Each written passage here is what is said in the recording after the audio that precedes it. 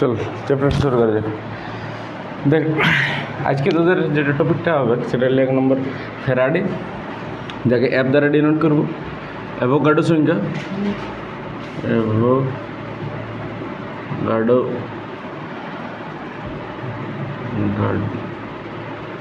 Avogadro সংখ্যা বা যাকে আমরা এন দ্বারা ডিনোট করে থাকি, আর ইলেকট্রন সংখ্যা। এর আমরা রিলেশন পড়ব। কি একদম ফ্যারাডে, অ্যাভোগাড্রো সংখ্যা আর ইলেকট্রনের রিলেশন সম্পর্কে আজ আলোচনা করব। হ্যাঁ, দেখ, রিলেশনটা ডাইরেক্ট মুখস্থ করতে পারিস, E equal to F by N, কিন্তু এই রিলেশনটা কীভাবে আসছে ওইটাই দেখাচ্ছে। রিলেশনটা এটা বটে যে অ্যাভোগাড্রো সংখ্যা আর এই কী বলে ফ্যারাডে আর ইলেকট্রন সংখ্যার মধ্যে যদি রিলেশন বাই করতে বলে, তখন রিলেশনটা যখন অঙ্ক করবি তখন ডাইরেক্ট এই সূত্রটা লাগাবি, কিন্তু কীভাবে আসছে ওইটা দেখাচ্ছে। যেখানে ই ইলেকট্রন আর ইলেকট্রনের ভর কত রে, ইলেকট্রনের চার্জ কত, আধার -1.602 × 10⁻⁻19 কুলম হলো। এগুলো আমরা বাই করাবো। দেখ, আর যদি বলা হয় এনের মানটা, ফ্যারাডের যদি মানটা বাই করতে বলে, ফ্যারাডের মান কত রে 96500 কুলম।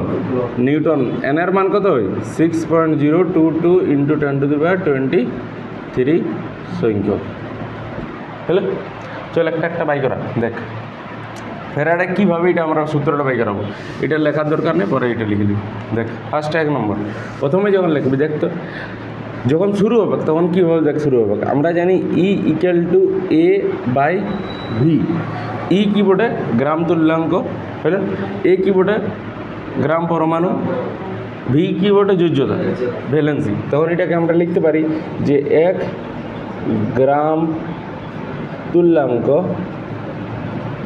1 গ্রাম তুল্যাঙ্ক আয়ন লিখতে পারিস, পরমাণু লিখতে পারিস, যা পারবি লিখবি, অণুও লিখতে পারিস। হলো, উপরটায় কী আছে, উপরটায় আছে পরমাণুর ভর, বা 1 গ্রাম আয়ন, 1 গ্রাম আয়ন, আর নিশ্চয়ই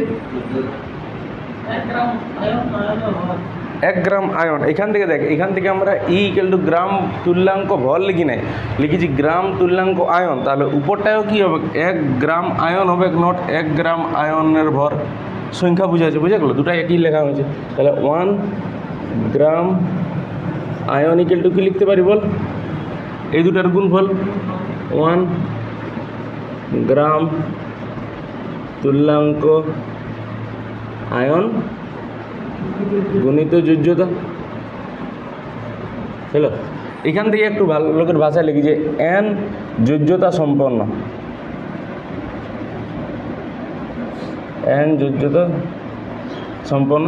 শুধু এইটি একটু টার্মটা লিখবে, এন যোজ্যতা সম্পন্ন 1 গ্রাম আয়ন ইকুয়াল টু 1 গ্রাম তুল্যাঙ্ক কি আয়ন গণিত যোজ্যতা যেমন আছে ওইভাবেই। এরপরে দেখ, এখান থেকে এন যোজ্যতা সম্পন্ন 1 গ্রাম আয়ন, 1 গ্রাম তুল্যাঙ্ক আয়ন। আমরা জানি আগের দিনেই পড়াইছিলি যে 1 গ্রাম তুল্যাঙ্ক আয়নকে আমরা কী দ্বারা ডিনোট করে থাকি রে, কার সাথে সমান হয় 1 গ্রাম তুল্যাঙ্ক আয়ন, ফ্যারাডের সাথে সমান হয়। দেখ, আগেরটা এই করেছিলি, পড়াইছিলি, একটা রিলেশন লেখানছিলি। দেখ, 1 গ্রাম তুল্যাঙ্ক আয়নটাকে আমরা ফ্যারাডের সাথে সমান করতে পারি। গুণিত এখানে যোজ্যতার জন্য আমরা ছোটো আধার এন লিখতে পারি। দেখ তো, আগের দিন একটা রিলেশন লেখানছিলি, যেটা দেখ হয়েছিল 1 গ্রাম তুল্যাঙ্ক আয়ন বা পরমাণু ইকুয়াল টু কি 1 ফ্যারাডের সাথে সমান হয়। তাহলে এই রিলেশনটা একটা পাওয়া গেল। হ্যালো, এত দূর লেখ, তারপর আমি তোদেরকে আর লেখাচ্ছি, এত জলদি নোট কর, কেন বোর্ডটা তো বড় নাই, খেয়েছে এই করো, উপরটা থেকে শুরু করি। এরপরে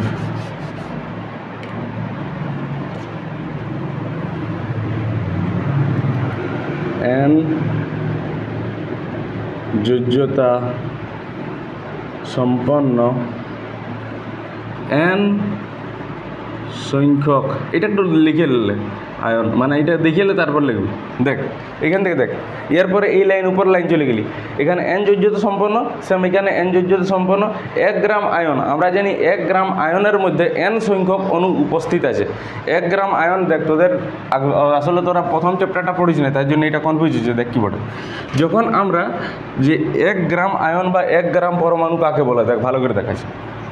যদি আমাদের নাইট্রোজেনের ভর বলে, নাইট্রোজেন পরমাণুর ভর, তখন কি বলবি আমরা, বলতো নাইট্রোজেন পরমাণুর ভর নাইট্রোজেনের 14, নাইট্রোজেন পরমাণুর ভর আমরা জানি 14। যদি বলে নাইট্রোজেন অণুর ভর বাই করাও, তখন কি বলবি? নাইট্রোজেন অণুর ভর হবে 2 গুণ করে দেবি, 14 গুণিত 2 28, এটা আমরা জানি। এরপরে দেখ, এটাকে আমরা যদি বিভিন্ন টার্মে প্রকাশ করি, যেমন দেখ 1 গ্রাম আয়ন, এটা কি বটে? দেখ নাইট্রোজেন পরমাণুর ভর 14, N2 অণুর ভর হলো 28, এটা কি বটে? এইটা হলো তোদের একক বিহীন রাশি, অর্থাৎ ইয়ার একক নাই, শুধু 14 28 বলে দিয়ে আর কিছু করি নাই, হলো। এরপরে যদি আমরা এটাকে বলি যে এটার আলাদা একটা টার্ম যদি বলি যে গ্রাম পরমাণু, এখান থেকে যদি বলি গ্রাম পরমাণুর ভর যদি বলি, তাহলে এইটা একক থাকবে। এখানে শুধু আমি কি বলি নাইট্রোজেন পরমাণুর ভর কত রে, তখন তারা বলে দিলি ডাইরেক্ট 14। এরপরে তোদেরকে যদি বলি যে নাইট্রোজেনের গ্রাম পরমাণুর ভর কত, তখন তারা বলবি যে 14 গ্রাম। কেন? আগেটাই আমি লিখে দিয়েছি যে গ্রাম পরমাণুর ভর, বুঝে গেল? যখন একটা টার্ম থাকবে কি যে গ্রাম, তখন তোদের গ্রামে প্রকাশ করতে হবে। যদি এরকম বলে যে গ্রাম নাইট্রোজেন N2 এর গ্রাম অণুর ভর যদি বলে, গ্রাম অণুর ভর কত রে? 28 গ্রাম, নট 28 গ্রাম, হলো। তাহলে তখন যদি শুধু বলে নাইট্রোজেন পরমাণুর ভর কত, তখন বলবি 14। কিন্তু তোদেরকে যদি বলে নাইট্রোজেনের গ্রাম পরমাণুর ভর কত, তখন গ্রাম আকারে লিখতে হবে। এরপরে তোদের যদি বলে যে নাইট্রোজেন, এগুলা সব একটা টার্ম মোটো, যদি বলে নাইট্রোজেন এর গ্রাম, এরপরে দেখতো যদি এইরকম তোদেরকে বলে উল্টা দিক থেকে যদি বলে যে এইরকম বলে যে তোদের আরেকটা টার্ম আছে, দাঁড়া, যে গ্রাম অণু, দেখ নাইট্রোজেনের গ্রাম পরমাণুর ভর 14, হলো। তাহলে এইটাকে আমরা জানি যে নাইট্রোজেনের গ্রাম পরমাণুর ভর যদি 14 হয়, তাহলে এইভাবে এটাকে লিখতে পারি যে গ্রাম অণু কত। এটা দেখ এখানে লেখা আছে যেটা হলো গ্রাম আয়ন, সেম এখানে আমরা এবার বাই করা হবে যে গ্রাম অণু। ব্যাপারটা কী বটে? দেখ গ্রাম অণুটা বটে তোর যত গ্রাম পরমাণু নাইট্রোজেন থাকবে, এখানে দেখ কি আছে 14 গ্রাম পরমাণু নাইট্রোজেন আছে, হ্যালো। এইটাকে আমরা ডাইরেক্ট লিখতে পারি যে 1 গ্রাম পরমাণু নাইট্রোজেন। দেখ ভালো করে দেখ, এখানে কি ছিল? দেখ নাইট্রোজেন এর গ্রাম পরমাণুর ভর 14, হলো। উল্টা দিক থেকে যদি বলি যে 14 গ্রাম পরমাণু নাইট্রোজেন, একই বটে। দেখ নাইট্রোজেন পরমাণু ভর 14, তাহলে এটা এদিক থেকে যদি লিখি তাহলে 14 গ্রাম পরমাণু নাইট্রোজেন।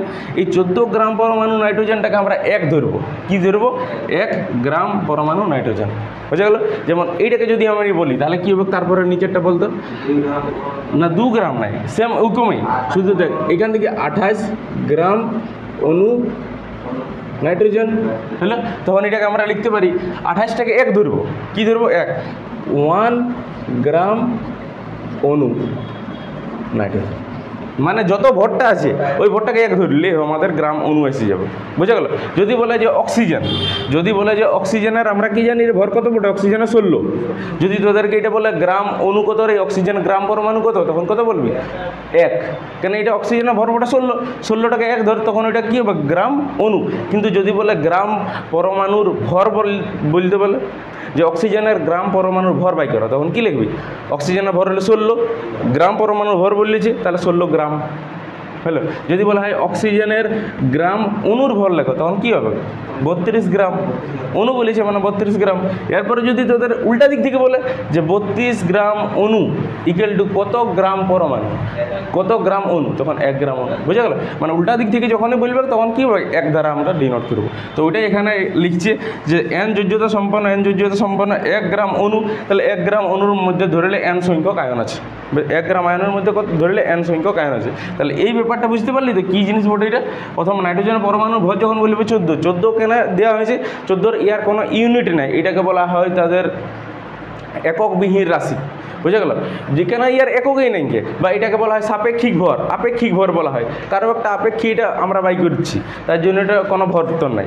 কিন্তু যখন এটা গ্রাম পরমাণুর ভর বলবো তখন আগেটা গ্রাম লিখে দেবো পরে, অর্থাৎ 14 গ্রাম। এরপরে যদি ওই 14 গ্রাম উল্টা দিক থেকে বলিস তখন কত হবে, 1 গ্রাম অণু বা 1 গ্রাম পরমাণু, এইভাবে বলতে হয়। বুঝে গেল। লাইক এই পোর্শনটা লিখে রাখ, কেন এই পোর্শনটা তোমাদের ক্লাস 11-এর ব্যবহার করে আর কিছু না, যে কাকে কখন কোনটা বলবো এটা একটু লেখ। তিনটে যে এটা একটা বক্স বানা লাস্টে এইটার দিকে কর্নার বরাবর, আর ওই কর্নার বরাবর বাইকের লেখ। হ্যাঁ লেখ।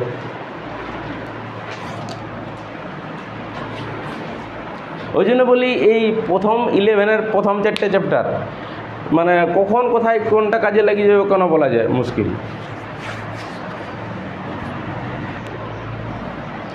আর প্র্যাকটিস সেটটা করছি কি না, করছি তো, যেটা আমি কালকে দিয়েছিলি তোদেরকে। হ্যাঁ এইটা করেছি, ঠিক আছে, কর কর যতগুলো পারবি। আজকে হলে চ্যাপ্টারটা তোদের শেষ হয়ে যাবে, তারপরে আবার সব করতে পারবি।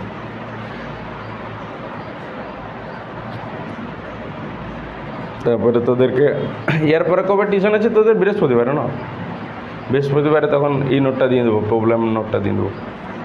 আর পেকিবার দেখ, এটা যদি বুঝতে পারলিস তাহলে ওই জন্য আমরা দেখ এইটা দেখি এটা কেনে আলি, ওই জন্য এটা বুঝালি। হ্যালো, এটার আর সেরকম কিছু কাজ নেই, এটা মুছাচ্ছি তাহলে এটা।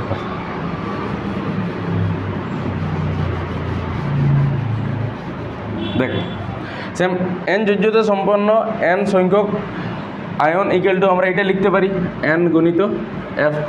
হ্যালো, এরপরে দেখ এইটিন আমরা এন যোজ্যতা সম্পন্ন একটি সংখ্যক আয়ন কত হবে, এন এফ বাই নিচে এন এসে যাবে। হ্যালো, একে যদি করি তখন এনটা নিচে এসে যাবো, তো তখন এটা হলো একটা তাদের দিবে। হ্যালো, তাহলে দেখ এখানে কি যে আয়ন সংখ্যা বা ইলেকট্রন সংখ্যা যেটা বলতে পারিস, তাহলে একটা ইলেকট্রন একটি সংখ্যক আয়নের আধান কত হইলো এত। যদি এবার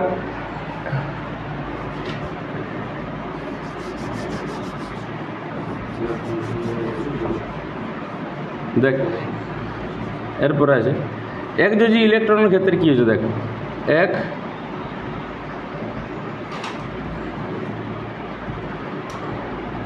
যোজি ইলেকট্রন এর ক্ষেত্রে কটা ইলেকট্রন থাকে রে, একটা ইলেকট্রন।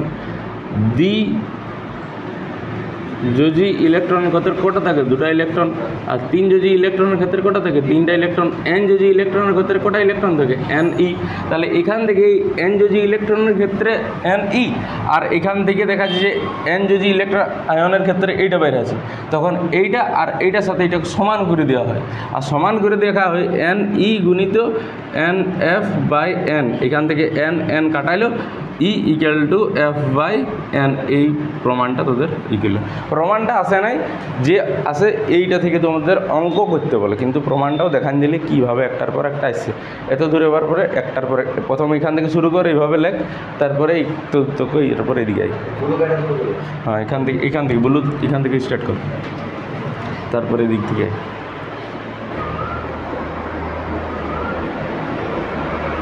এক যদি এটা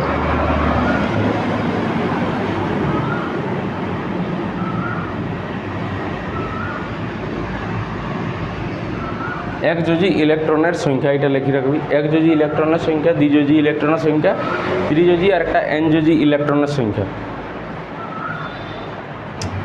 দেখ ব্যাটারি যেটা আছে, ব্যাটারি আমরা সকলে ব্যাটারি দেখিয়েছি। ব্যাটারি দেখ দু ধরনের হয়ে থাকে ব্যাটারি। এক ধরনের ব্যাটারি যেটা আমরা বাজার থেকে কিনে আনি, আর কিনে এনে ডাইরেক্ট টর্চে বা লাইটে কোনো একটা জায়গায় দিয়ে দিই, কিছুদিন পর এটা শেষ হয়ে যায়, ওটাকে আবার ফেঁকে দিই, আবার নতুন একটা ব্যাটারি কিনে আনি। আর কিছু ব্যাটারি থাকে দেখবি চার্জ করা যায়, যেমন আমাদের ফোনের ব্যাটারি কী করি, একবার যখন চার্জ শেষ হইলো আরও চার্জ দাও, আরও ফুল এসে যাবে, আরও চার্জ দাও, আরও তোর কাজ চালাও, আরও মানে ওটা কী ওটা চার্জ আর ডিসচার্জ করা যায়।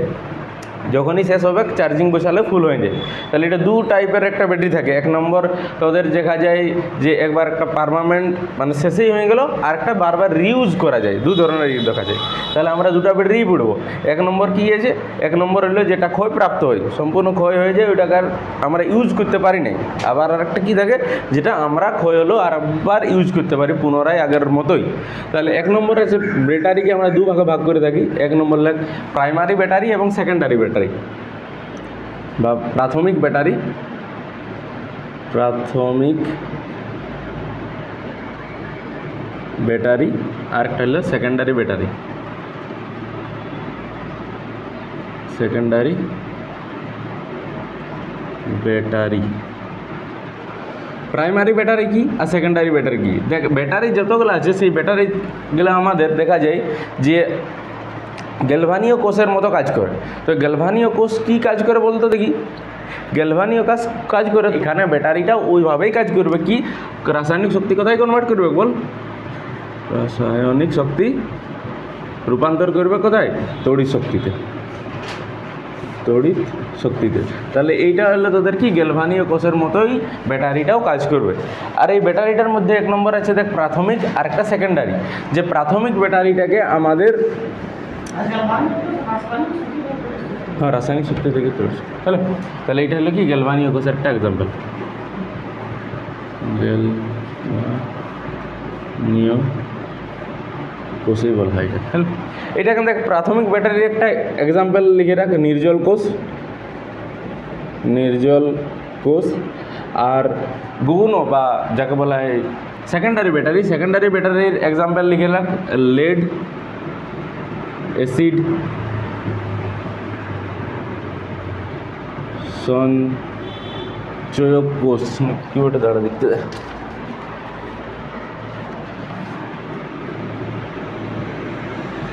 লেড অ্যাসিড সঞ্চয়ক কোষ দুটা মুখস্থ। দেখ লেড অ্যাসিড তোরা অনেক জায়গায় নাম শুনেছিস, দেখবি যত আমাদের টোটো আছে সব লেড ব্যাটারি থাকে, যত আমাদের গাড়ি থাকে স্কুটি গাড়ি সব লেড ব্যাটারি দিয়ে থাকে। ওইগুলো সব কী হয় চার্জ এবং ডিসচার্জ করা যায়। আমাদের ফোনের ব্যাটারিটাও কি লেড ব্যাটারি বটে। এটা কী হয় একবার চার্জ শেষ হয়ে গেলে আবার যখন কারেন্টে দিবি চার্জ ফুল এসে যায়।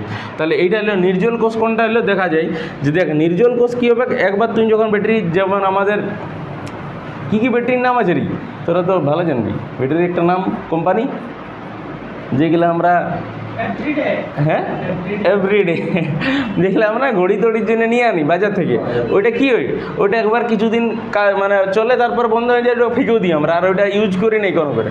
তখন এখান থেকে দেখা যায় যে ধরিলে A+B থেকে এটা ধরিলে C+Dতে গেল। হ্যালো, মানে A+B অর্থাৎ এটা হলো বিক্রিয়ক আর এটা বিক্রিয়াজাত পদার্থ। বিক্রিয়ক থেকে বিক্রিয়াজাত পদার্থ যাবে, কিন্তু বিক্রিয়াজাত পদার্থ থেকে কোনোরূপ আর বিক্রিয়ক পদার্থ অর্থাৎ পুনর অবস্থায় আর ফিরে আসবে না। এটা হলো নির্জল কোষ। আর লেড ব্যাটারি সঞ্চয়ক কোষ কি বটে? A+B যদি নিজেদের মধ্যে যুক্ত হয়ে C+D উৎপন্ন হয় তাহলে দেখা যাবে যে C+D থেকে আবার A+Bতে কী হবে রূপান্তর হতে পারবে। তখন এটাকে কী বলা হয় আমাদের লেড অ্যাসিড সঞ্চয়ক কোষ। বোঝা গেল? অর্থাৎ এইটা দেখা যায় যে সম্মুখ বিক্রিয়া, ওইটা কী বটে সম্মুখ এবং বিপরীত দুটো বিক্রিয়ায় দেখা যায়। একটু লিখে রাখ, এটা সম্মুখ বিক্রিয়া, এটা হলো বা উভমুখী বিক্রিয়া।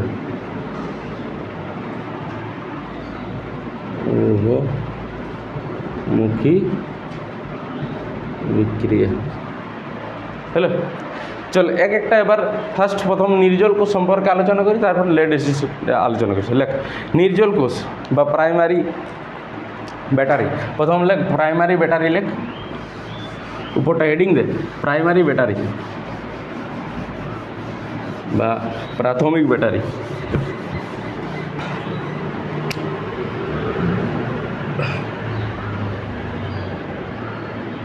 প্রাইমারি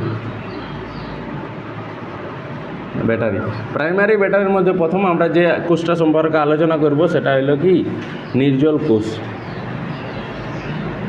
নির্জল কোষ। দেখ এই নির্জল কোষটা যেটা তোদের এভরিডে বললিস না, ওই যে ব্যাটারি বললিস, সেই ব্যাটারিটাই আমরা এখন ছবি আঁকবো। এটা ওর কাজ কেমন গঠন আছে সেটা একটু দেখব।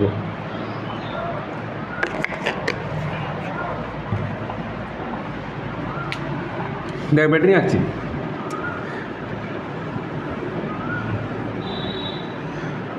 দেখবি এইরকম প্রথম একটা ই থাকে, মাঝ বরাবর একটা দণ্ড থাকে, দেখবি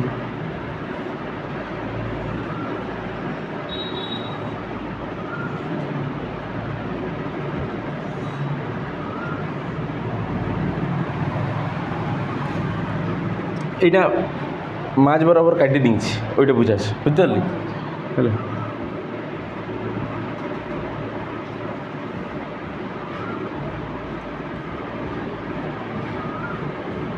আর এইটা দেখবি কালো কালো অংশ থাকে থাকে তো ওই কালো কালো অংশটা পুরো ভর্তি আছে, ভরিটি যাকে বলে।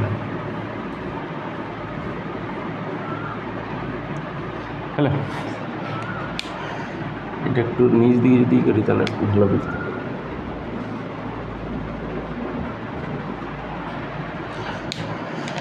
এখান থেকে দেখ এইটা মাঝ বরাবর কাটা হয়েছে। হ্যালো, ব্যাটারিটার এই যে প্রান্ত আছে, এই কালো কালো যে অংশটা আছে, সেই কালো কালো অংশটাকে বলা হয় তোদের একটা গ্রাফাইট দেওয়া থাকে বা কার্বন ব্লক দেওয়া থাকে। লেখ কার্বন ব্লক,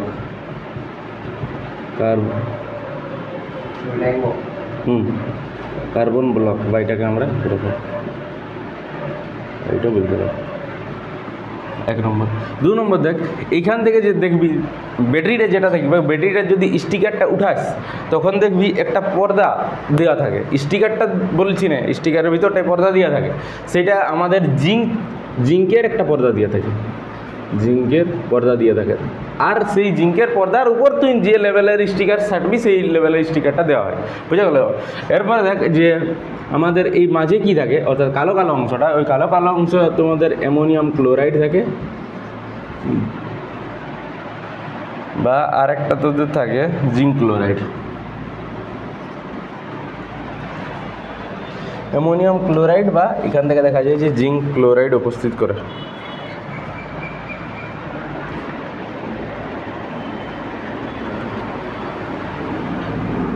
এরপর দেখ যে এইখান থেকে যে কালো কালো অংশটা আছে, সেই কালো কালো অংশে এইখানে মাঝ বরাবর দেখা যায় যে এইখান থেকে একটা প্রলেপ দেওয়া হয়। সেই কালো কালো অংশের একটা প্রলেপ দেওয়া হয় পাশেই, ওইটা হয় ম্যাঙ্গানিজ অক্সাইড দিয়ে থাকে, MnO2 বা কার্বন চূর্ণ,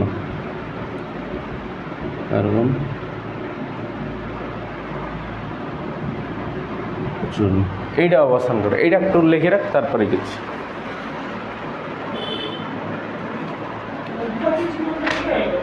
কোনটা বল, কোনটা? এইটা প্রথমে দেখ, এইটা যেটা আছে এটা হলো কার্বন ব্লক, এইটা পুরোটা মাঝেরটা বটা দণ্ডটা বটা কার্বন ব্লক বা গ্রাফাইট দেওয়া থাকে, 1 নম্বর।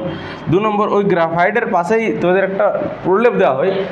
হ্যাঁ, ওই যে কালো কালো অংশটা, ওইটা কালো কালো অংশটা একটা প্রলেপ দেওয়া হয়। এখানে একটা প্রলেপ দেওয়া থাকে, যে প্রলেপটা থাকে ম্যাঙ্গানিজ অক্সাইড বা কার্বন চূর্ণের একটা প্রলেপ দেওয়া হয়। তারপর এই কালো কালো যে অংশটা আছে ওটা অ্যামোনিয়াম ক্লোরাইড বা জিঙ্ক ক্লোরাইড। আর যেটা শেষে যেটা পর্দা দেওয়া হয় ওটা হলো জিঙ্ক পর্দা। হ্যালো, যেটাকে এখানে জিঙ্ক পর্দাটা তোদের অ্যানোড হিসাবে কাজ করে, আর এদিকে কার্বন ব্লক যে বা গ্রাফাইট যেটা আছে ওটা ক্যাথোড হিসাবে কাজ করে। এইগুলাই তোদের একটু মনে রাখতে হবে, কোনটা অ্যানোড হিসাবে কাজ করবে এবং কোনটা ক্যাথোড হিসাবে কাজ করবে। হ্যালো আঁকা দেখ কী কী দিলি আগে প্রথম থেকে দেখিলে, কেন মুখস্থ এগুলো রাখতে হবে, কোনটা অ্যানোড কোনটা ক্যাথোড হিসাবে কাজ করছে। হ্যালো দেখ এটা হলো।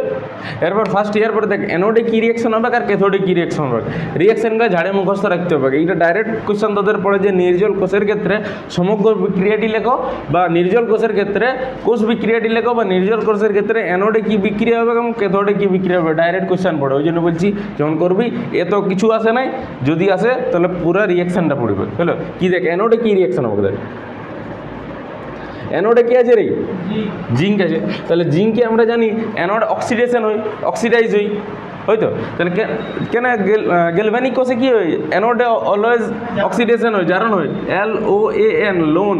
দেখ লেফট সাইড ও অক্সিডেশন এ অ্যানোড, তাহলে অ্যানোডে কী হবে, অক্সিডেশন হবে, বুঝে গেল? তাহলে অক্সিডেশন যদি করি জিঙ্ক থেকে কোথায় চলে যাবে রে, Zn 2 পজিটিভ প্লাস 2টা ইলেকট্রন, অক্সিডেশন হইলো। তাহলে এটা রিয়াকশন শেষ হলো অ্যানোডের ক্ষেত্রে। ক্যাথোডের ক্ষেত্রে একটা মুখস্থ রাখতে হবে। দেখ ক্যাথোডের ক্ষেত্রে কী আছে, দেখ ক্যাথোড কে হিসাবে আছে রে, এইখান থেকে কার্বন ব্লক আছে, কার্বন ব্লকের মধ্যে এটা কার্বন ব্লক ক্যাথোড হিসাবে আছে। কার্বন ব্লকে কী অভিলেপন দেওয়া হয়েছে, ম্যাঙ্গানিজ অক্সাইড বা কার্বন চূর্ণ। তাহলে এখানে যে রিয়াকশানটা পার্টিসিপেট করবে ওটা হলো ম্যাঙ্গানিজ অক্সাইড, 1 নম্বর হলো।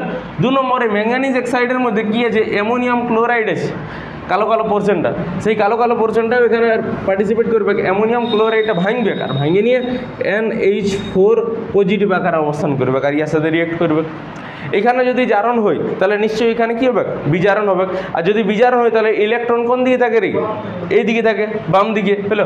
তাহলে এখানে দুটো ইলেকট্রন। এইভাবে মুখস্থ করার নিয়ম বলেছি, মুখস্থ করতে হবে, কোনো করার নেই। কী আছে দেখ, এর মধ্যে ম্যাঙ্গানিজ অক্সাইড আছে, কে পার্টিসিপেট করছে, অ্যামোনিয়াম আছে নিয়ে, অ্যামোনিয়াম আয়ন আছে নিয়ে পার্টিসিপেট করছে। যদি এখানে জারণের ক্ষেত্রে ডান দিকে ইলেকট্রন দুটো থাকে তাহলে বাঁ দিকে নিশ্চয়ই এখানে ইলেকট্রন হবে। যদি এর সাথে রিয়েক্ট করা হয় তখন কি উৎপন্ন হবে দেখতো। ফার্স্ট আছে MN2O3 ম্যাঙ্গানিজ ট্রাইক্লোরাইড, আর একটা তোদের উৎপন্ন হবে অ্যামোনিয়া NH4 প্লাস তোদের উৎপন্ন হবে জল। এইটা উৎপন্ন হবে, মুখস্থ হয়ে এটা রাখতে হবে, কোনো করার নাই।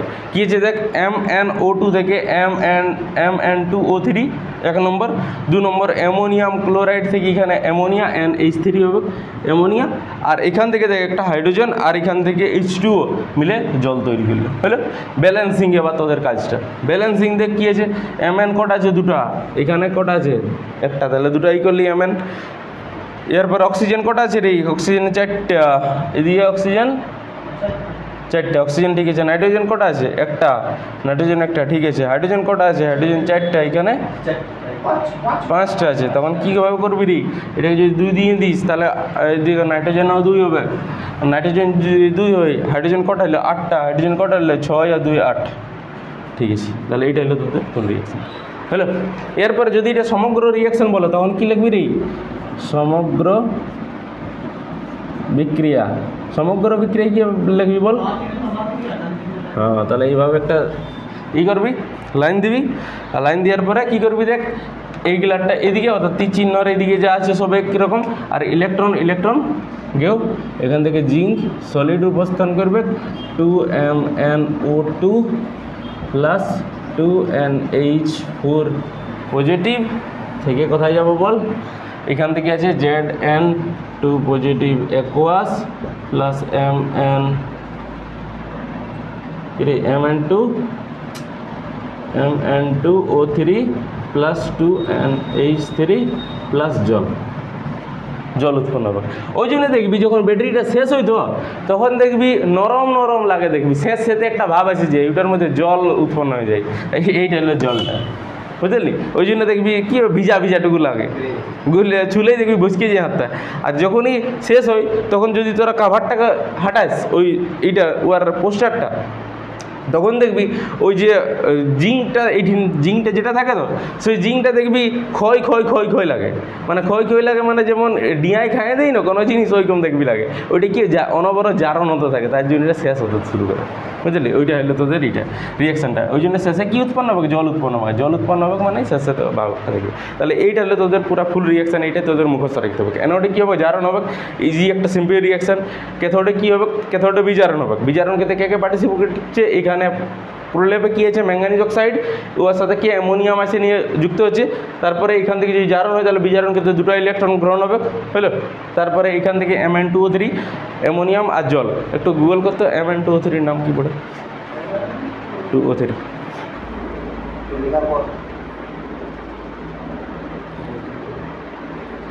ম্যাঙ্গানিজ ট্রাইঅক্সাইড, এটার নামটা লিখে রাখ, Mn2O3। এটা হলো তো ম্যাঙ্গানিজ অক্সাইড, ইয়ার নাম। প্রত্যেকটা নাম লেখ, তোরা আরও নামটা পারবি না লিখতে। এটা ক্যাথোড লেখ, নাম লেখ, MnO2 ম্যাঙ্গানিজ অক্সাইড।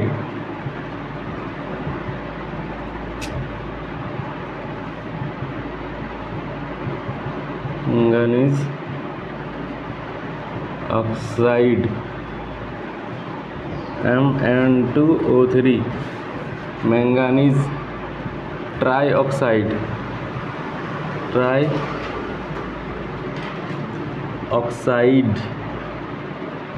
তারপরে লেখ অ্যামোনিয়াম NH4Cl অ্যামোনিয়াম ক্লোরাইড,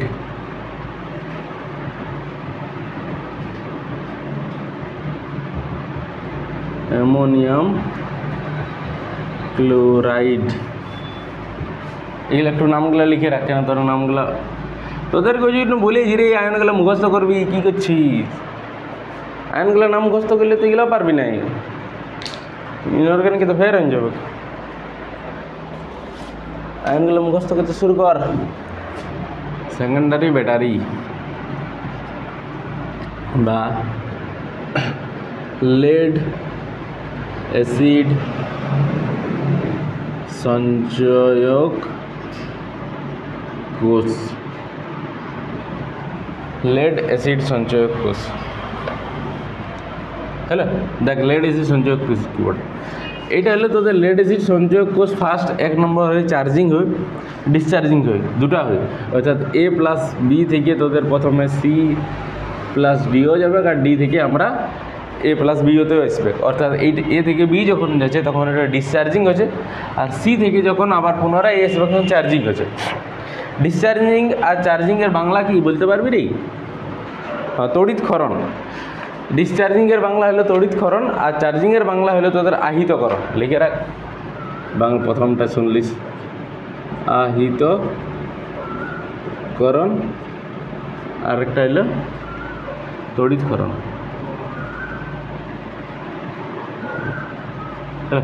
দেখ লেড অ্যাসিড সঞ্চয়ক কোষটা দেখ কীভাবে অবস্থান করে। প্রথম একটা এইভাবে একটা কন্টেনার দিয়ে থাকে যাকে বলা হয় বাংলায় আমরা ধারক পাত্র।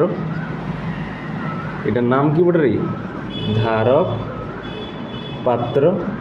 এই ধারক পাত্রের মধ্যে আমাদের হয়তো ধারক পাত্রটা কাঁচও থাকতে পারে বা এটা হলো তো কাঁচি এখানে আমরা এঁকেছি হলো বা বেকার লাইটও দিয়ে থাকতে পারে। লাইট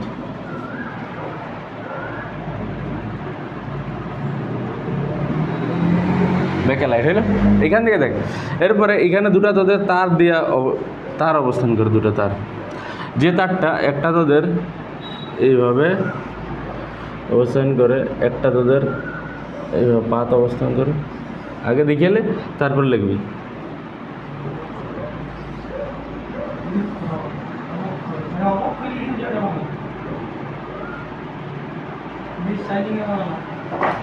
তড়িৎক্ষরণ ঠিক আছে অবক্ষয় লিখতে পারিস তড়িৎক্ষরণটাই লিখলে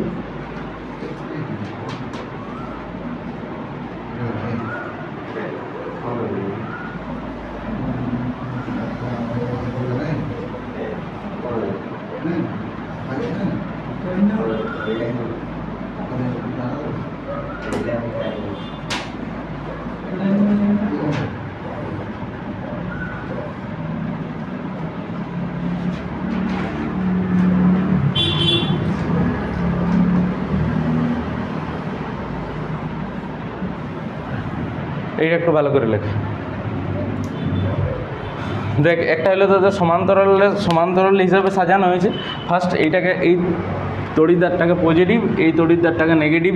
পজিটিভ তড়িৎদ্বারের সাথে দেখ একটা দুটা তিনটা পরপর লাগানো আছে আর এই নেগেটিভের সাথে দেখ কটা লাগা আছে একটা দুটা এদিকে তিনটা উপরে তিনটা নিচেও তিনটা হলো পজিটিভ সঙ্গে তিনটা নেগেটিভের সঙ্গে তিনটা অল্টারনেটিভভাবে করানো আছে হলো।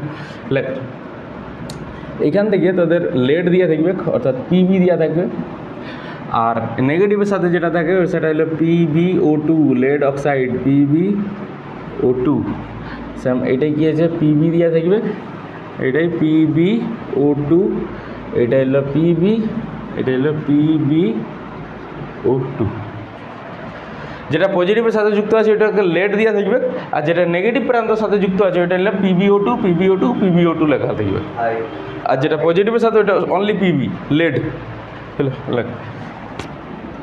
আর এইটা যেটা দেওয়া থাকবে ওটা লেডের একটা তার জালি থাকবে শুধু পাতা থাকবে নাই ওটা তার জালি থাকবে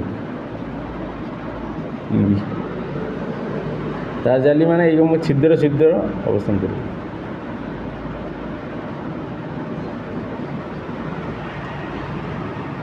প্রত্যেকটাই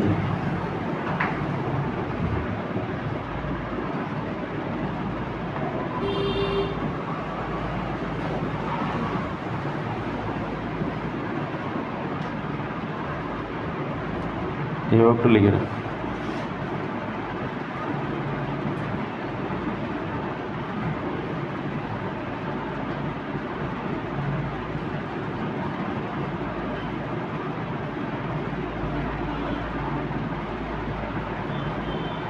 হলো।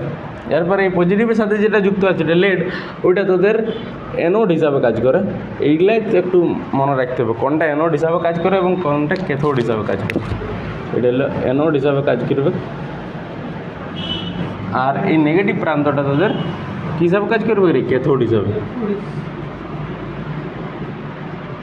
ক্যাথোড হিসাবে কাজ করবে। এটা অ্যানোড হিসাবে কাজ করবে, এটা ক্যাথোড হিসাবে কাজ করবে। আর এখান থেকে তোদের এখানে একটা সলিউশন অর্থাৎ জলীয় দ্রবণের মধ্যে মানে এটা সম্পূর্ণ সিস্টেমটাকে ডোবানো থাকে। সেই জলীয় দ্রবণটা হলো তোদের H2 লঘু H2SO4। এই লঘু H2SO4 কত পার্সেন্ট থাকে? 38% তাদের লঘু H2SO4 অবস্থান করে জলীয় দ্রবণ। এইটা হলো পুরো সিস্টেমটা। দেখ কী কী বললি। এক নম্বর এটা ধারক পাত্র আছে। এক নম্বর ধারক পাত্রের মধ্যে কী কী আছে? হয়তো কাঁচ থাকতে পারে বা বেকালাইট দিয়া থাকতে পারে, এইটা ধারক পাত্রটা। তারপরে কী করলি? একটা পজিটিভের সাথে যুক্ত করলি, একটা নেগেটিভের সাথে এটা যুক্ত করলি। পজিটিভের সাথে যেগুলো যুক্ত আছে, যে আমাদের লেড পাতগুলো যুক্ত আছে, সেটা হলো যে পাতগুলো যুক্ত আছে ওটা লেডের কী বলে লেড পাত, শুধু অনলি লেড পাত বটে, ক্ষুদ্র ছিদ্র বিশিষ্ট একটা লেড পাত হলো। আর যেটা নেগেটিভের সাথে যুক্ত আছে ওটা লেড অক্সাইডের পাত অবস্থান করবে। যেমন এটা লেড অক্সাইড, এটা লেড অক্সাইড, আর এটা লেড অক্সাইড। পুরা সিস্টেমটাকে তোর H2SO4 জলীয় দ্রবণে ওটাকে ডুবাই দেয়। যে H2SO4 ওটা কি লঘু H2SO4 থাকবে, আর সেই H2SO4 এর পরিমাণটা কত থাকবে? 38% H2SO4 এটা অবস্থান করবে। তাহলে এইটা হলো পুরা সিস্টেমটা লেড অ্যাসিড। এখানে এবার ক্যাথোড, অ্যানোড, কন্ডাক্ট কী ওটা এর পরে রিয়াকশনগুলো করাবো। আগে এটা ভালো করে লেখ সিস্টেমটা।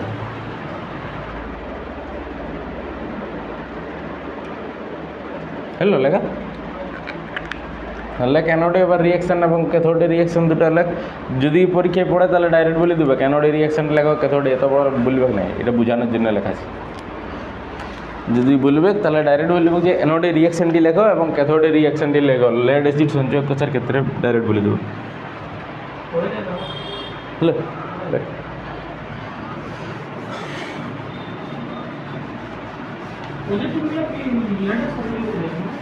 হ্যাঁ, পজিটিভটা লেডের সাথে যুক্ত আছে আর নেগেটিভটা তাদের লেড অক্সাইডের সাথে যুক্ত আছে। এটা পজিটিভ থাকবে, এটা নেগেটিভ থাকবে। এটা হলো অ্যানোড, এটা হলো ক্যাথোড। হ্যালো দেখ ডিসচার্জিংয়ের ক্ষেত্রে লেখ প্রথমে হ্যাঁ, পজিটিভটা অ্যানোড হিসাবে এখানে কাজ করবে ডিসচার্জিংয়ের ক্ষেত্রে। অ্যানোড বিক্রিয়া দেখ, ডিসচার্জিংয়ের ক্ষেত্রে অ্যানোড বিক্রিয়া দেখ। অ্যানোড কোনটা বটে? এইটা অ্যানোডে কী আছে? পজিটিভের সাথে কোন পাতটা যুক্ত আছে? লেডটা, পিবি আছে। তাহলে এখান থেকে হবে পিবি 1 নম্বর। হ্যালো 2 নম্বর দেখ, এইটা জলীয় দ্রবণে কী আছে? H2SO4 দিয়ে আছে তো, তখন এখানে H2SO4 ভাঙবে আর কী হবে? SO4 2- এর সাথে যুক্ত হবে। হ্যালো, আর যুক্ত হয়ে কী উৎপন্ন হবে? PbSO4 প্লাস 2টা ইলেকট্রন। কারণ আমরা জানি অ্যানোডে অলওয়েজ অক্সিডেশন রিয়াকশন হয়, LOAN লোনের ক্ষেত্রে অ্যানোডে অক্সিডেশন রিয়াকশন হয়। আর অক্সিডেশনের ক্ষেত্রে ইলেকট্রন কোন দিকে থাকে? ডান দিকে। তাহলে 2টা ইলেকট্রন এইদিকে। তাহলে এইটা হলো তোদের বিক্রিয়াটা। কী বললি বল? এখান থেকে কী আছে? লেড ছিল, তার জন্য লেড লেখা হলো। জলীয় দ্রবণ H2SO4 ছিল, ওই জন্য H2SO4 দিলি, H2SO4 মাইনাস আয়ন, 2টা যুক্ত হলো SO4 2- আর 2টা ইলেকট্রন এদিকে থেকে গেল। হলো অ্যানোড ক্যাথোডে বিক্রিয়া লেখা। ক্যাথোডে কী বিক্রিয়া দেখ? ক্যাথোডে কী আছে রে? লেড অক্সাইড আছে, PbO2। তাহলে এখান থেকে কী লিখবো বল? PbO2 1 নম্বর। জলীয় দ্রবণে কী আছে? SO4 2- আগের রকমই SO4 2-। এখানে কী হবে? ক্যাথোডে জারণ হবে না বিজারণ হবে? ওইটাই যদি জারণ হয় তাহলে এটা নিশ্চয়ই বিজারণ হবে। তাহলে বিজারণ ক্ষেত্রে 2টা ইলেকট্রন। এখান থেকে একটু মনে রাখতে হবে যে 4টা H+ লাগবে, 4টা H+ লাগবে। হলো এইটা যখন যুক্ত হবে তখন কী উৎপন্ন হবে? PbSO4 উৎপন্ন হবে 1 নম্বর। আর 2 নম্বর উৎপন্ন হবে তাদের জল, H2O জল, H2O জল। হ্যাঁ, এইটা উৎপন্ন হবে। এরপরে ব্যালেন্সিং কর। লেড PbPb একদম আছে, SO4 ঠিক আছে। হাইড্রোজেন কটা আছে এখানে দেখতো? 4টা। হাইড্রোজেন এখানে কটা আছে? 2টা। তাহলে এখান থেকে হাইড্রোজেন 4 করলি। অক্সিজেন কটা হলো? এখানে অক্সিজেন 2টা, আর এখানে 6টা। আর এখান থেকে দেখি 4টা অক্সিজেন 2 6টা, এদিকে 4টা অক্সিজেন 2 6টা, ঠিক আছে অক্সিজেন। এরপরে কী করবো আমরা বল, সমগ্র রিয়াকশান বা যাকে বলে সম্পূর্ণ রিয়াকশান, সমগ্র বিক্রিয়া। সমগ্র বিক্রিয়া কী হবে বলতো, দুটা ইলেকট্রন এদিকে কাটাইলো, বাকি কী আছে বল PbSO4 2 কিন্তু এখানে দেখ Pb আছে, SO4 2 SO4 2 দুটো আছে, তখন আমরা কী লিখবো 2SO4 2 এখান থেকে আছে PbO2 আছে, এখানে আছে কি 4H পজিটিভ, এখানে কী আছে বল PbSO4 দুটো আছে, তাই জন্য 2 লিখে দিলি, আর এখানে দুটা জল, দুটা H2 হলো। এরপরে দেখতো এখানে দুটা SO4 2 4টা H পজিটিভ নিজেদের মধ্যে যুক্ত হবে, আর কি উৎপন্ন হবে H2SO4 হলো। কেন দেখ এখানে SO4 2 আছে, এখানে 4টা আছে, তখন এটাকে আমরা লিখতে পারি Pb সাথে PbO2 তারপরে 2H2SO4। দেখ হাইড্রোজেনে 4টা হলো, সালফারে 2টা হলো, সেম হলো, শুধুমাত্র এইটা ওই S2SO4 আর H পজিটিভ নিজেদের মধ্যে যুক্ত হলো, আর H2SO4 উৎপন্ন করলো হলো। তারপরে কী হবে বল 2PbO সাম যেমন আছে SO4 পজিটিভ 2H2, তাহলে এইটা হলো সমগ্র রিয়াকশানটা। তাহলে এইটা তোদেরকে লিখতে হবে। মুখস্থ যদি রাখতে হয় তাহলে মুখস্থ রাখার দরকার নেই, এটা মুখস্থ যদি রাখবি হলে অ্যানোডে কী রিয়াকশান হচ্ছে আর ক্যাথোডে কী রিয়াকশান হচ্ছে, এই দুটো যদি মুখস্থ রাখিস তাহলে সমগ্র বিক্রিয়াটা অটোমেটিক এসে যাবে।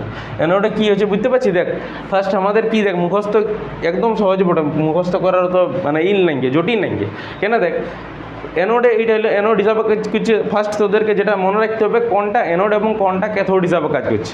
এখানে লেড আছে ওই জন্য অ্যানোড হিসাবে কাজ করবে, ওখানে লেড অক্সাইড আছে ওই জন্য ক্যাথোড হিসাবে কাজ করছে। তাহলে অ্যানোড হিসাবে যেটা কাজ করছে সেটা আগে লেড লিখলি। জলীয় দ্রবণে কী আছে রে SO4 2 আছে, SO4 2 নিজেদের মধ্যে যুক্ত হইলো, আর যুক্ত হয় লেড সালফেট আর দুটো ইলেকট্রন হলো। তারপরে ক্যাথোডে কী আছে লেড অক্সাইড আছে ওই জন্য লেড অক্সাইড দিলি। লেডের সঙ্গে যখন আমরা সালফেট SO4 2 উৎপন্ন যুক্ত হয়েছে তখন লেড অক্সাইডের ক্ষেত্রেও SO4 2 যুক্ত হলো, দুটো ইলেকট্রন লাগলো, আর কি হবে এখানে 4টা হাইড্রোজেন লাগবে এক্সট্রা হলো, 4টা হাইড্রোজেন লাগলো। তারপরে নিজেদের মধ্যে যুক্ত হলো তখন এখান থেকে লেড আর সালফেটের সঙ্গে যুক্ত হয় লেড সালফেট, আর এখান থেকে অক্সিজেন আর এই হাইড্রোজেন যুক্ত হয়ে জল উৎপন্ন করলো। তাহলে এইটা হলো তোদের সমগ্র রিয়াকশানটা। ওই জন্য যখন ডিসচার্জ হয় অর্থাৎ যখন ব্যাটারিটা তোদের শেষ হয় তাহলে সেখানে দেখা যায় কি জলের পরিমাণটা কী রে বেশি হয়ে যায় হলো। তাহলে এইটা হলো তোদের সম্পূর্ণ রিয়াকশানটা ডিসচার্জের ক্ষেত্রে। তাহলে তোদের ডাইরেক্ট আবার কোয়েশ্চেন বলে দিতে পারে যে লেড অ্যাসিড সঞ্চয় কোষের ক্ষেত্রে ডিসচার্জের ক্ষেত্রে ক্যাথোডে কী রিয়াকশান হবে এবং অ্যানোডে কী রিয়াকশান হবে, তখন তোদেরকে কী করতে হবে এই ছকটা তো আর তোদেরকে বলবে না, তখন ডাইরেক্ট মুখস্থ রাখতে হবে। আর যদি পারবি হলো ছকটা নিশ্চয় লিখে নিয়ে এ করার চেষ্টা করবি, বুঝে গেলো। তাহলে যদি এটা মুছাছি এরপর হলে যদি তোরা অ্যানোডে বিক্রিয়াটা জানিস তাহলে এরপরে ক্যাথোডও মানে চার্জিংয়ের ক্ষেত্রে যদি তোরা এটা বুঝতে পারলি তাহলে ডিসচার্জিংয়ের ক্ষেত্রেও সেম একই রকম, শুধু উল্টা একটু এটা ডিসচার্জিংয়ের ক্ষেত্রে হলো। আর চার্জিংয়ের ক্ষেত্রে দেখ কী হবে সেম এইটাই দেখবে, জাস্ট একটু উল্টা হবে। কী হবে দেখ চার্জিংয়ের ক্ষেত্রে কী হবে দেখ, এইটা যে অ্যানোড হিসাবে কাজ করছে এই রিয়াকশানটা, তখন এটা অ্যানোড হিসাবে কাজ করবে না, উল্টা হবে, তখন এটা ক্যাথোড হিসাবে কাজ করবে হলো। তখন এটা অ্যানোডের যে বিক্রিয়াটা আছে ওইটা হলো ক্যাথোডে বিক্রিয়া হবে। ক্যাথোডে সেম এই বিক্রিয়াটা হবে, ব্যাস উল্টা দিক থেকে হবে। কী হবে বল PbSO4 দুটা ইলেকট্রন PbSO4 2 এটা ক্যাথোড আছে, তখন এটাকে অ্যানোড লিখব। অ্যানোডে বল কী হবে উল্টা দিক থেকে কর PbSO4 + 2 PbO2 + SO4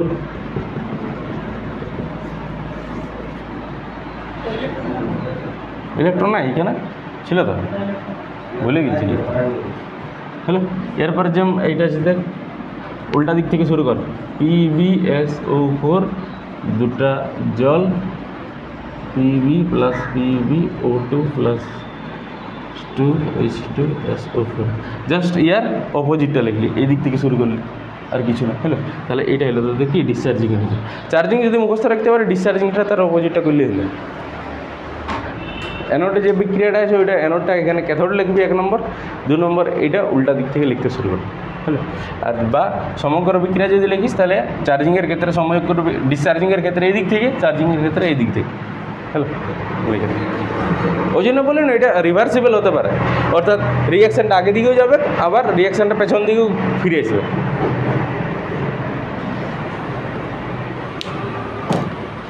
এখান থেকে লিখে রাখ তড়িৎ চালক বলের পরিমাণ।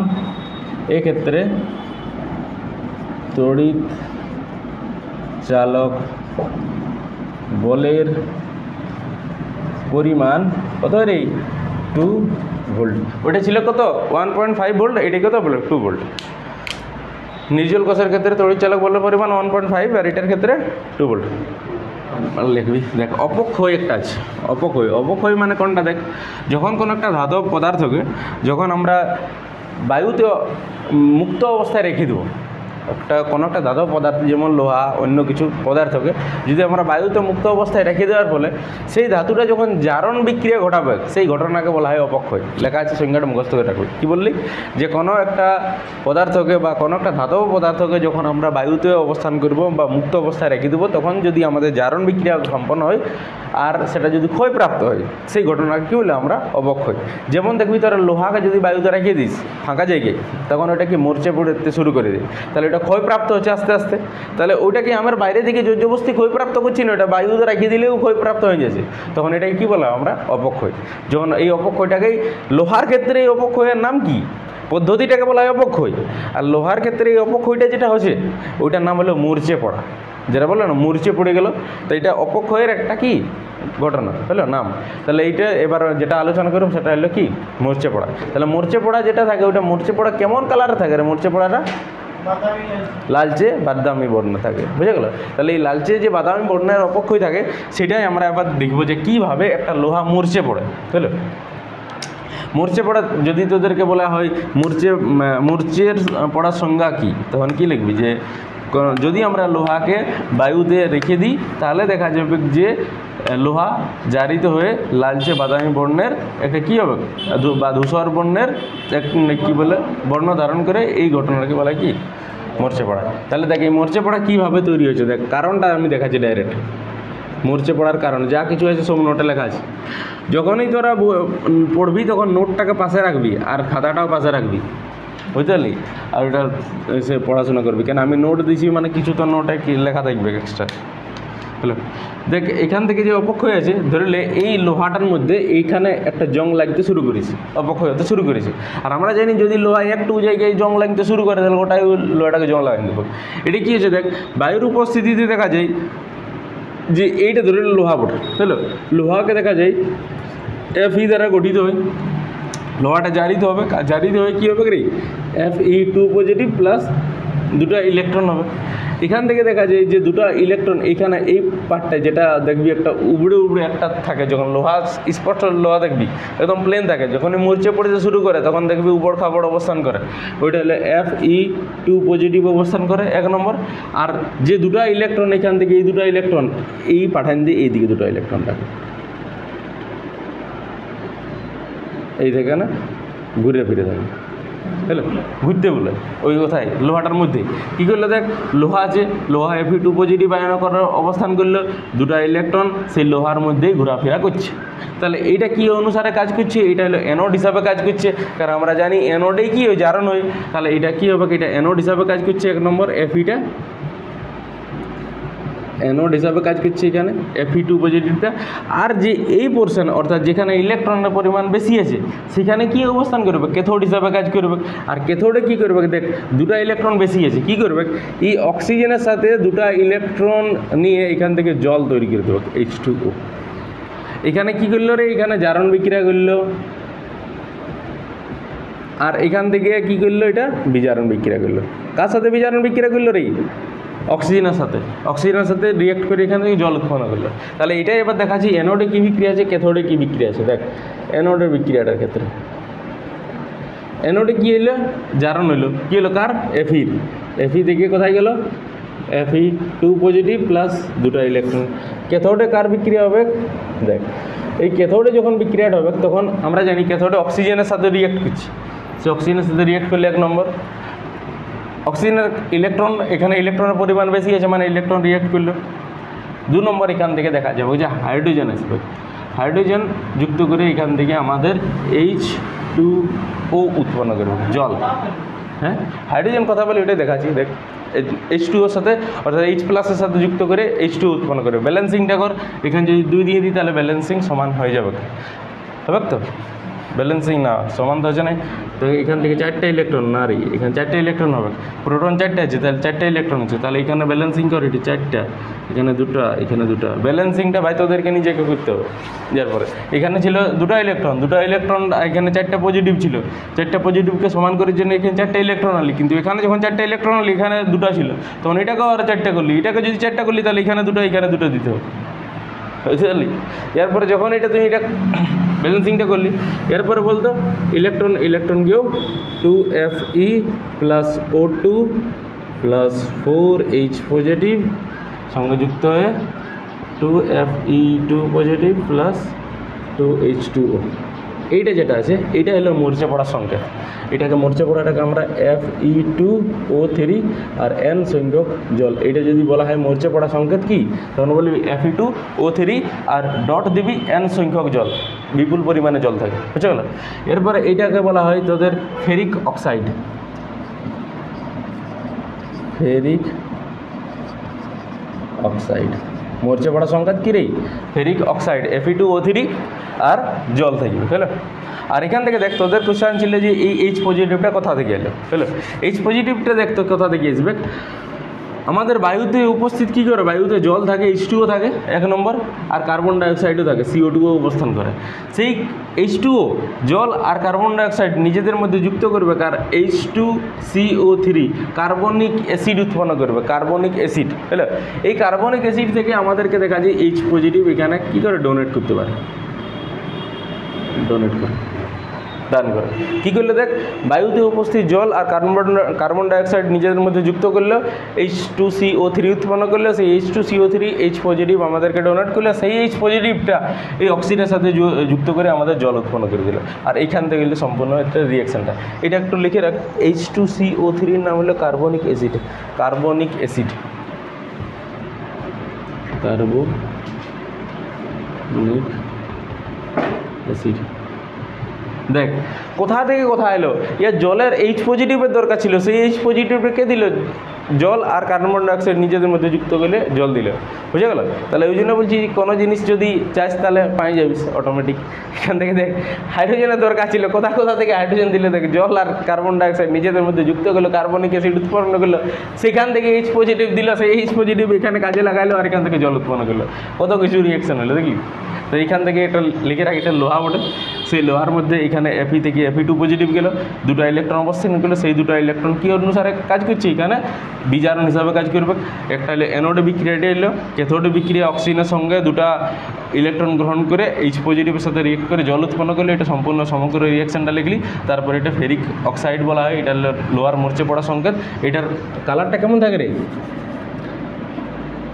কালারটা কেমন থাকে? লালচে বাদামি,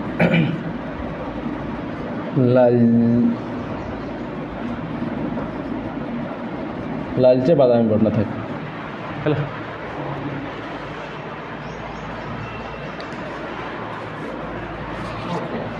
তাহলে এটা এলো তোদের এটা মরচে পড়ার কারণটা।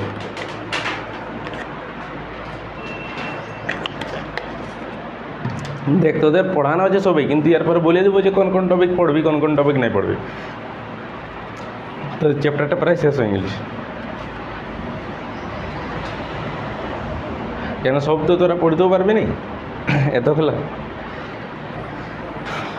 পরে বলে দিয়ে হবে যে কোন কোনগুলো পড়, এখন যতটা পারবি পড়।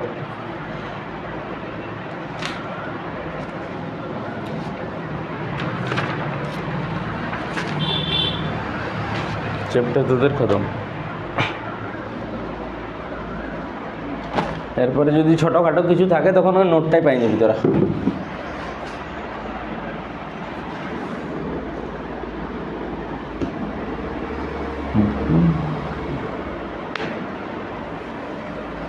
আজকালকের মধ্যে তোদেরকে এইটা পাঠিয়ে দেবো, মানে কোশ্চেন নোটটা তোরা জেরক্স করে নিয়ে আসবি আমার কাছে, যখনই ক্লাস হবে তখন, নাহলে অঙ্কগুলো বুঝতে পারবে না।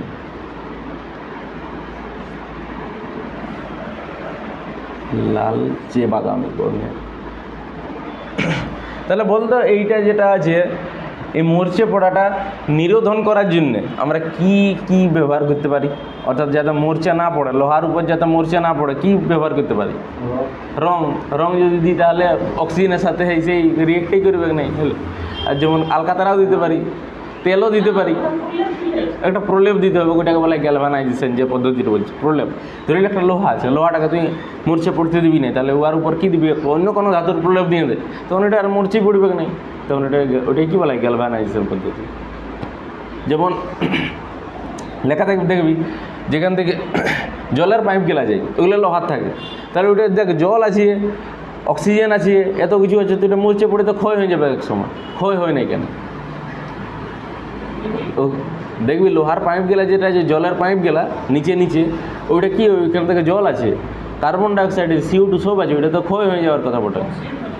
অক্সিজেন থাকবে না, মাটিতে অক্সিজেন থাকে না, তাহলে ক্ষয় কেন হচ্ছে না? ওইটা দেখা যায় যে লোহা থাকে না, লোহার উপর একটা আলাদা একটা পর্দা দিয়ে থাকে, হয়তো ম্যাঙ্গানিজের পর্দা, অ্যালুমিনিয়ামের পর্দা, কিছু এইগুলা দেখবি পর্দা দিয়ে থাকে, যাতে ওই পর্দাটাই ওকে সাপোর্ট করে দেয় লোহাটাকে, লোহাটার ভিতর যেমন না ঢুকতে পারে অক্সিজেন বায়ুতে এই কিছু, তাহলে জল তো এইটা হলো তাদের